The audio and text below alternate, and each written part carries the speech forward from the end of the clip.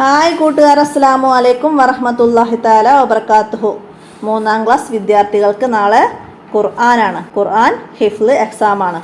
അവർക്ക് 2023 model question പേപ്പറാണ് ഞാനിവിടെ അപ്ലോഡ് ചെയ്യുന്നത്.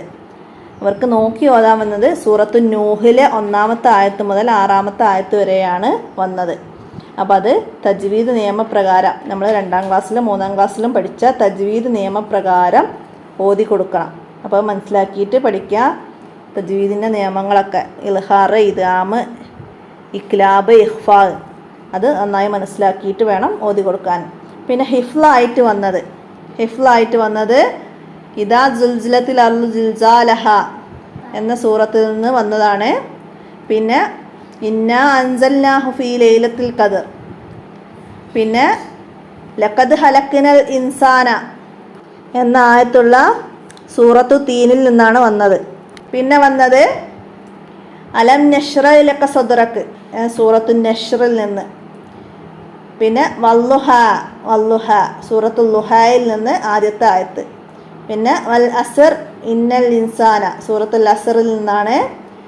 പിന്നെ ഫ അമ്മാമൻ സക്കുലത്ത് മവാസീനുഹു സൂറത്തുൽ ഖാരിയ അതിൽ നിന്നാണ് വന്നത്. പിന്നെ ഇഖ്റ ബിസ്മി റബ്ബിക്കല്ലദി ഹലക് മാലം യാലം സൂറത്തുൽ അലക്കിലെ നബി സല്ലല്ലാഹു അലൈഹി വസല്ലമക്ക് ജിബ്രീൽ അലൈഹിസ്സലാം ആദ്യം ഓതി കേൾപ്പിച്ചു കൊടുക്കുന്ന ആയത്ത് സൂറത്തുൽ അലക്കിലെ 5 ആയത്തുകൾ. അപ്പോൾ അത് മനസ്സിലാക്കി പഠിക്കുക എന്തായാലും. പിന്നെന്താണ് അല്ലാഹുമ്മ റബ്ബ ഹാദിഹി ദഅവത്തി താമത്തി അദാനിന് ശേഷമുള്ള ദുആ